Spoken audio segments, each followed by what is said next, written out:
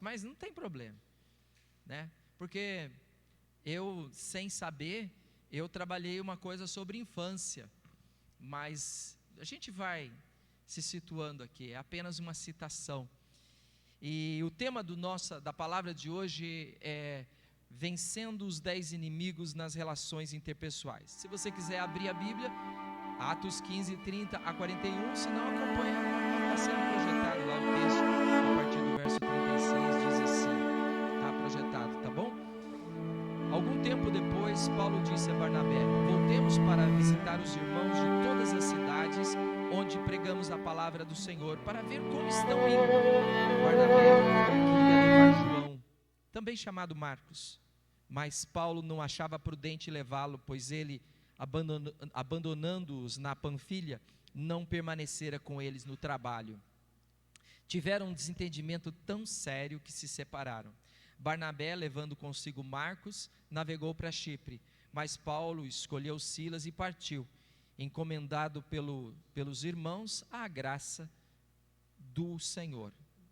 Eu queria frisar essa expressão, encomendado pelos irmãos à graça do Senhor. A igreja de Antioquia estava enviando-os novamente. Verso 41, passou então pela Síria e pela Cilícia, fortalecendo a igreja. Quero enfatizar, fortalecendo a igreja, ou as igrejas, melhor lendo. Relacionamento é uma coisa complicada. Como é difícil nos relacionar. Hoje, diferente dos domingos que eu venho trabalhando, eu vou trabalhar muito na questão pessoal. Então eu queria pedir para você, por favor, se esforce em pensar em si mesmo. Porque quando a gente fala de problema pessoal, a gente já pensa naquele tio complicado, naquela avó complicada. Mas deixa eles lá. Depois, se você quiser, você pode apresentar o link desse sermão e eles podem ouvir, porque isso aqui está sendo gravado e você pode ouvir, pode ver tudo de novo. Mas agora não, agora é um teu momento especial. E nós sabemos então que é muito difícil nos entender, é muito difícil sermos amáveis, educados, respeitadores, honestos, bondosos com todas as pessoas, o tempo todo. Contudo, é muito importante que a gente tenha esse comportamento.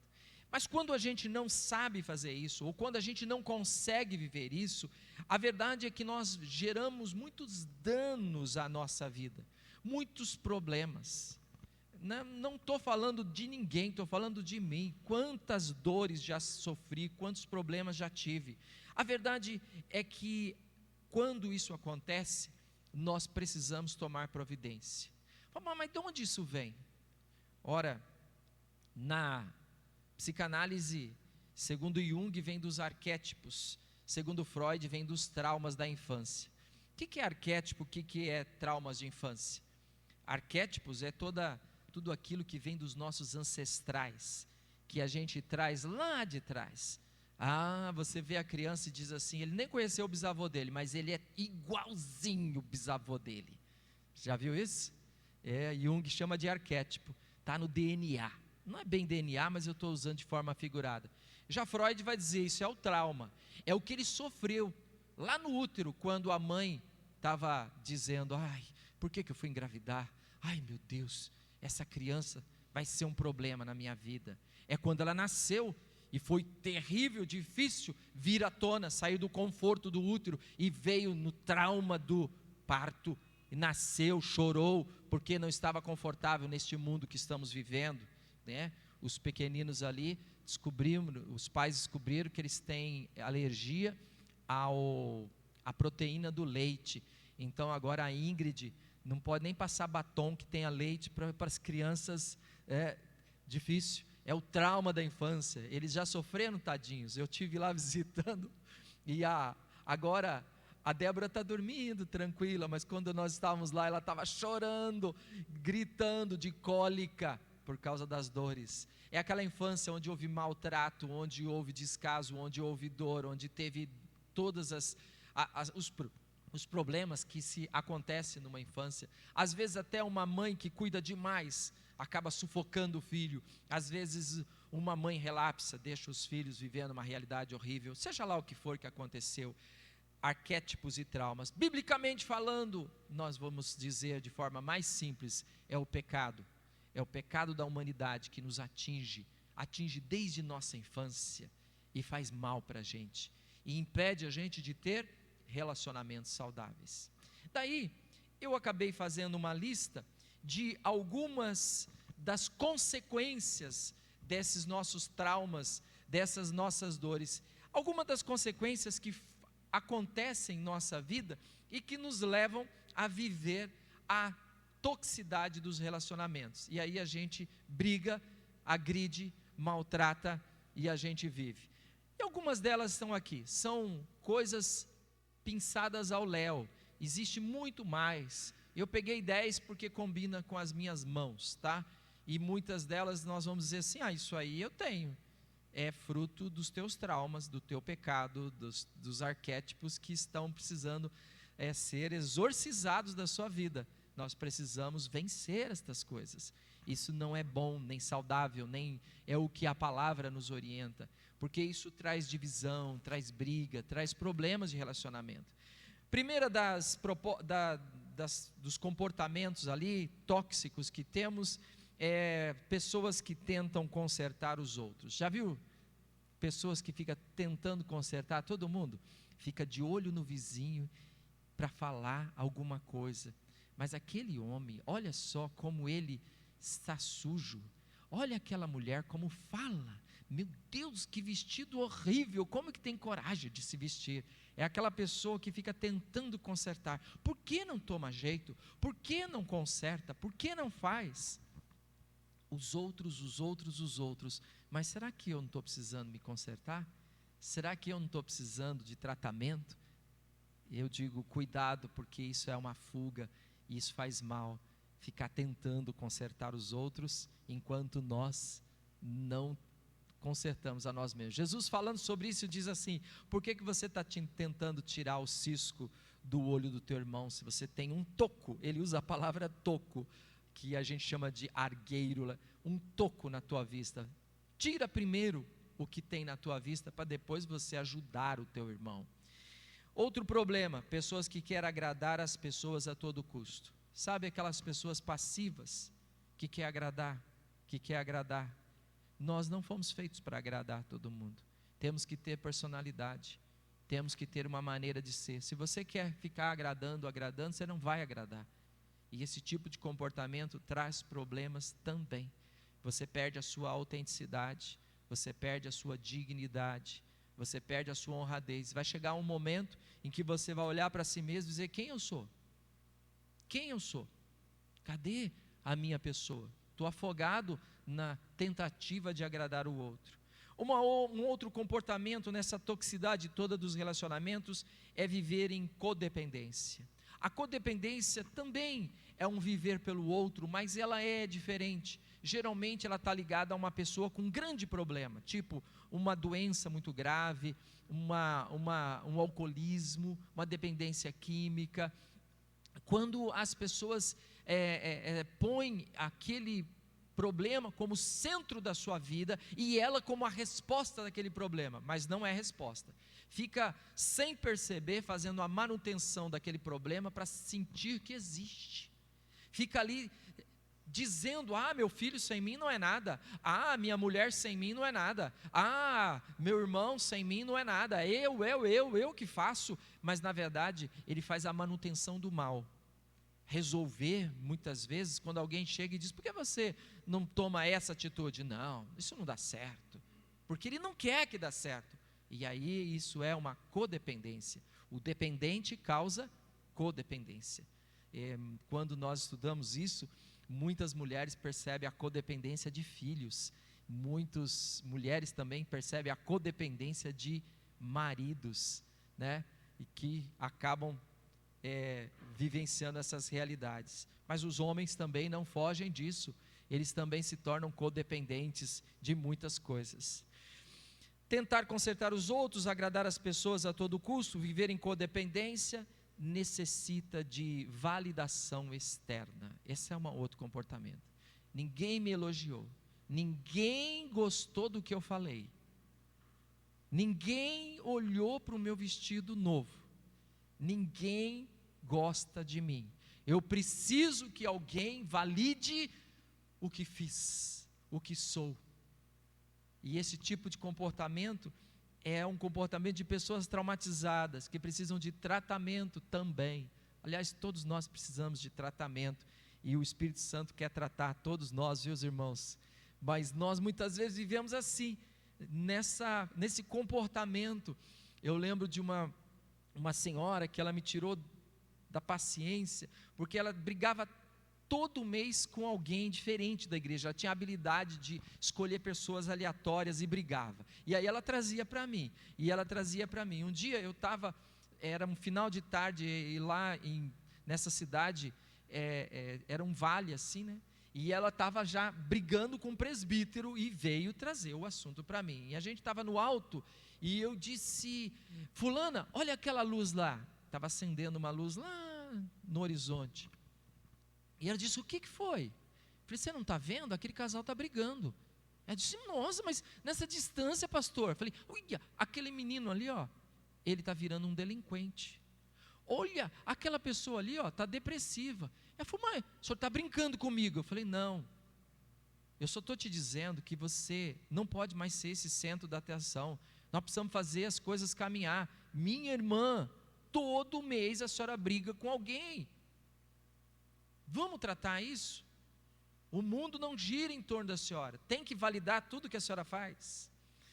Vamos continuar. Tenta consertar os outros, agrada as pessoas, vive em codependência, necessita de validação, tem medo do abandono. Tem medo do abandono. O que vai ser de mim? Vão me deixar. Eu não posso, meu filho, se eu falar assim com ele, ele nunca mais vai olhar para a minha cara. Eu estou envelhecendo, e o que será de mim na minha velhice? Então, pessoas que vivem com medo do abandono, também são pessoas tóxicas, ou que estão se intoxicando e causando problema. Mais 5, está acabando, já foi metade, né? Se você se enquadrou em algumas, eu me enquadrei em quase todas, mas fique em paz, nós estamos dizendo que temos problema, nós vamos trazer a resposta no final. Vive em estado de alerta. Já viu gente que vive em estado de alerta? Pastor, o anticristo chegou. Você sentiu o hálito dele, cheira enxofre? Pastor, agora sim a coisa está feia, porque é aquelas pessoas que adoram assistir o Datena, sabe? Ela fica assistindo o Datena o tempo todo. Fala de um herói para você, Datena, né? Porque o Datena só traz o quê? Notícias policiais, é o papel dele, ele é um repórter policial, e essas pessoas ficam: mas esse mundo está perdido. Irmãos, o mundo está perdido desde que Adão e Eva erraram lá no paraíso. Pecado, atrocidades, coisas ruins acontecem o tempo todo. Cuidado, você vive num estado de alerta. Calma, tem hora para ligar o alarme, e tem hora para não ligar o alarme. Deprecia as suas necessidades. Cuidado, você está com pressão alta. Não. Cuidado com o colesterol. Que colesterol? O quê? Você está comendo demais. Não estou não. Vamos fazer um exercício? Deixa para lá. Deprecia as suas necessidades. Você precisa? Não, eu estou bem. É uma relação tóxica. Porque na hora que eu preciso, eu tenho que dizer: eu estou precisando. Na hora que eu não preciso, eu digo: não estou precisando. Então, tolera comportamentos abusivos. O outro xinga, agride e maltrata, e eu fico ali, como se não estivesse ali. Nunca me esqueço, quando nós chegamos no prédio que eu estou, graças a Deus isso tudo mudou. Uma pessoa alcoolizada xingava veementemente a síndica. Eu não conhecia ninguém ainda, eu estava chegando no prédio, e a síndica era um amor de pessoa. Depois que eu a conheci, e aquele homem xingava e gritava nos 4 ventos. Depois eu percebi que ele estava alcoolizado, e a síndica, infelizmente, tolerava A primeira vez que ele gritou comigo e com meu filho, nós o processamos. Eu falei, não. Ele insistiu, sem sentido algum, nós fomos na delegacia e demos parte, porque eu não vou ficar tolerando uma pessoa descontrolada por causa do álcool, agredindo a gente. É assim que a gente tem que fazer. Não, em nome em nome de nada, meu irmão.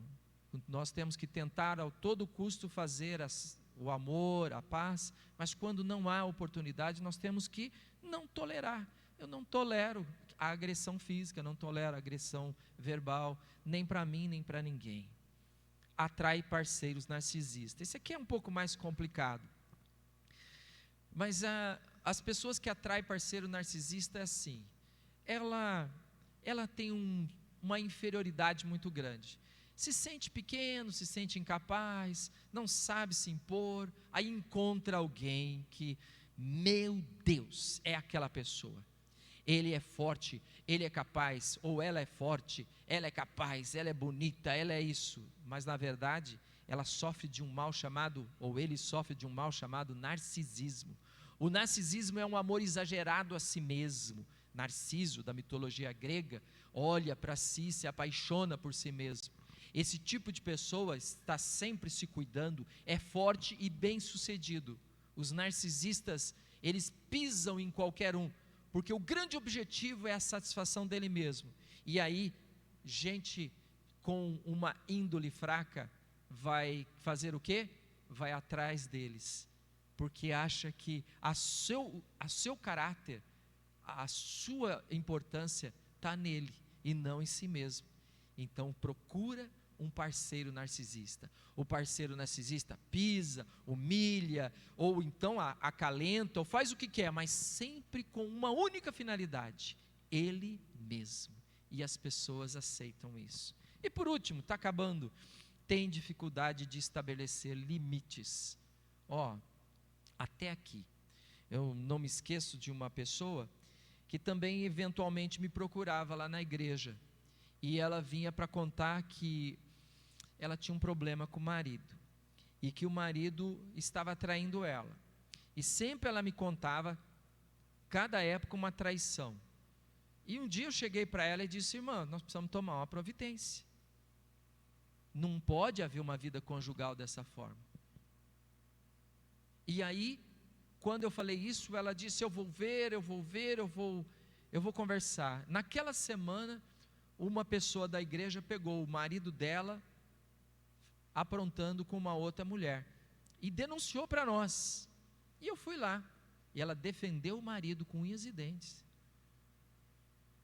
Eu não queria a separação deles em nenhum momento, e nem quero, mas eu queria que aquilo fosse acertado, porque o perdão pode existir, mas ela já vinha conversando comigo. Então ela se uniu ao marido e disseram: nós não vamos mais estar mais nessa igreja. Poucos meses depois, os dois estavam separados. Tolera dificuldade, não estabelece os limites. Existe limite para todas as coisas. Nós não somos. Gente, tudo isso que eu falei é subjetivo. Tudo isso que eu falei pode se aplicar de uma forma sim ou não. Em um grau maior ou menor temos alguma coisa disso. Mas cuidado, porque o que nós estamos falando é sobre problemas de relacionamento. Por que disse isso? Porque lá no texto que eu li, Paulo e Barnabé brigaram. Ele já tinha brigado com João Marcos. Lembra? Nós nos outros sermões, Paulo já tinha brigado com João Marcos e João Marcos foi embora. Agora ele brigou com Barnabé. E Barnabé era o seu discipulador, e era o discipulador também do João Marcos. Então, os dois se desentenderam. E não sei se vocês viram ali no texto, mas ele diz lá assim, olha, verso 39, tiveram um desentendimento tão sério que se separaram. Não deu para ficar mais junto. E nessa caminhada, agora, isso é relatado em Atos dos Apóstolos.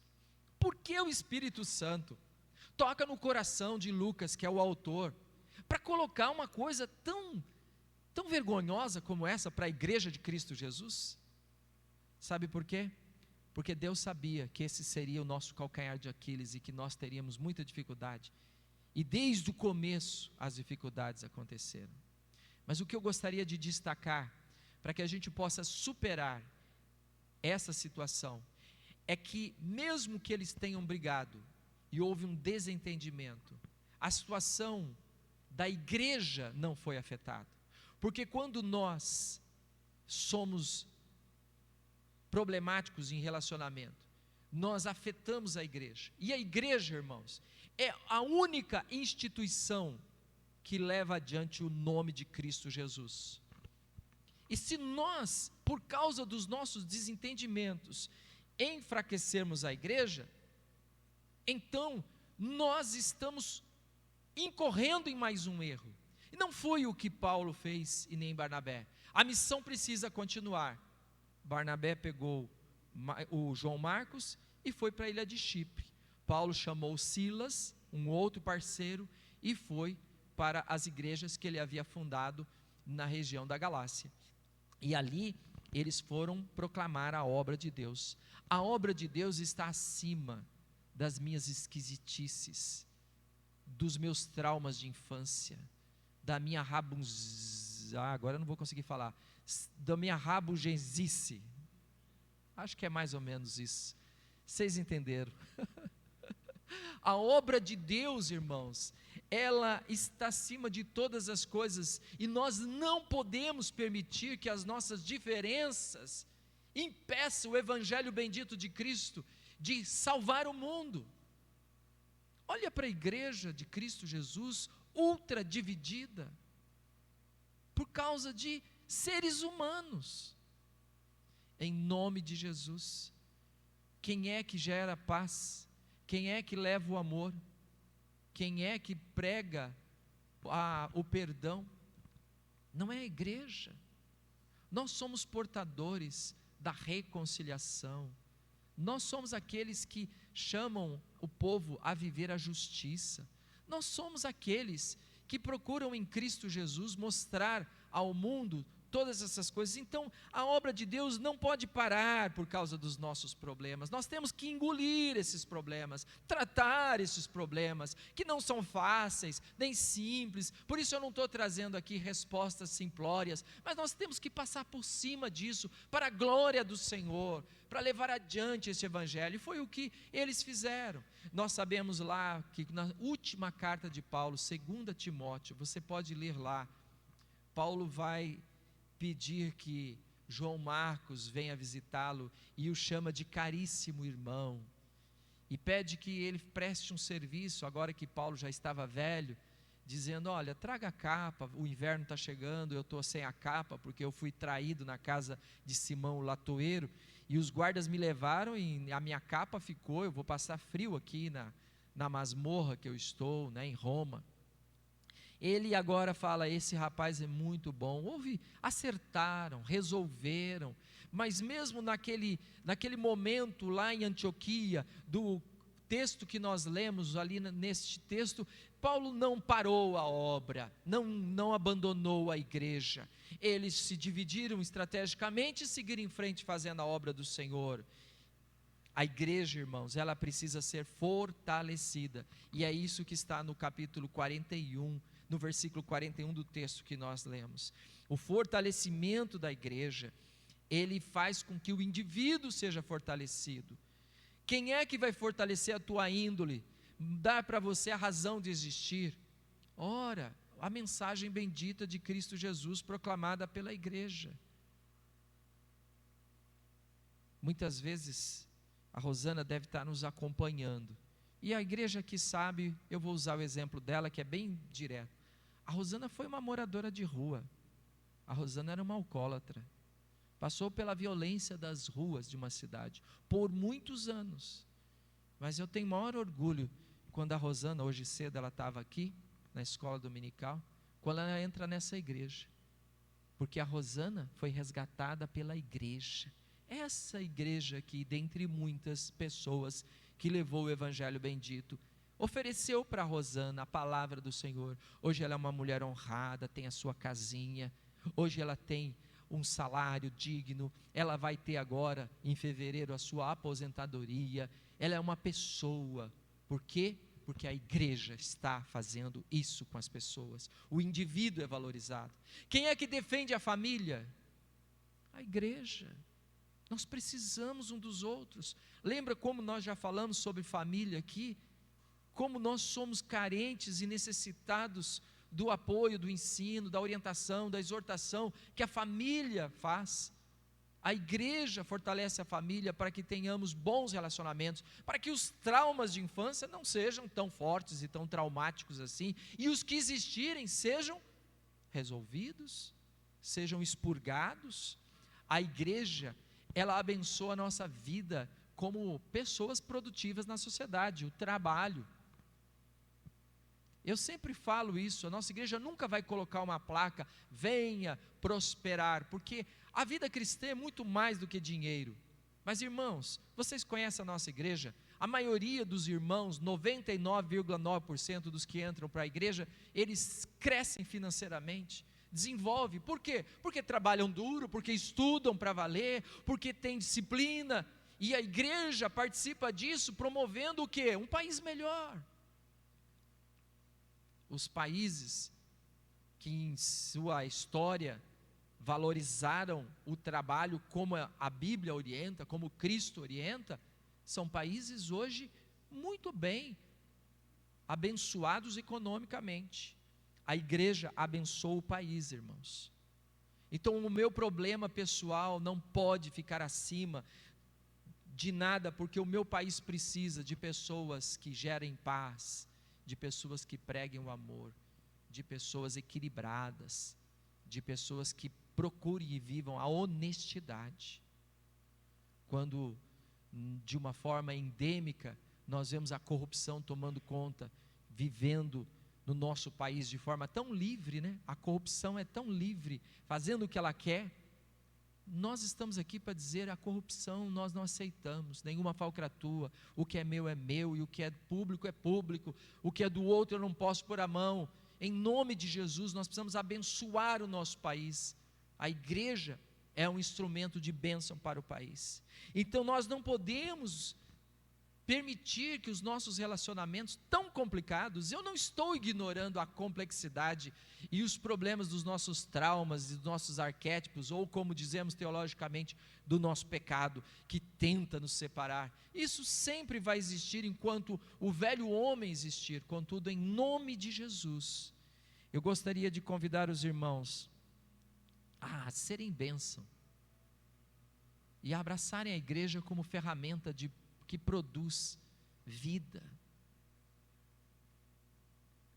A igreja tem produzido vida ano após ano, gerando cidadãos saudáveis, filhos saudáveis, homens honrados, mulheres abençoadas.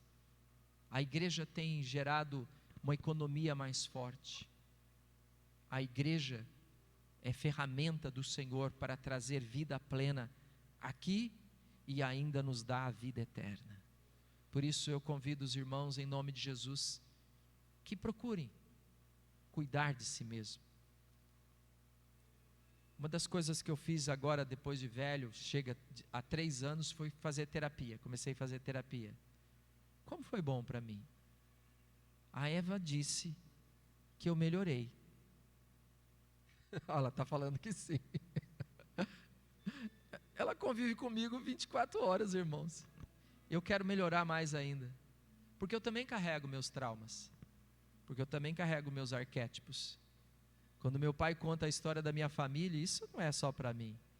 Ele conta a história do tio que matou 7. Na tua família tem um tio que matou 7? Na minha tem. Tem cada coisa que a gente arrepia, cada coisa. Mas em nome de Jesus, a obra do Senhor e a igreja de Cristo Jesus tem que continuar. Amém? Vamos louvar ao Senhor? Mais uma canção.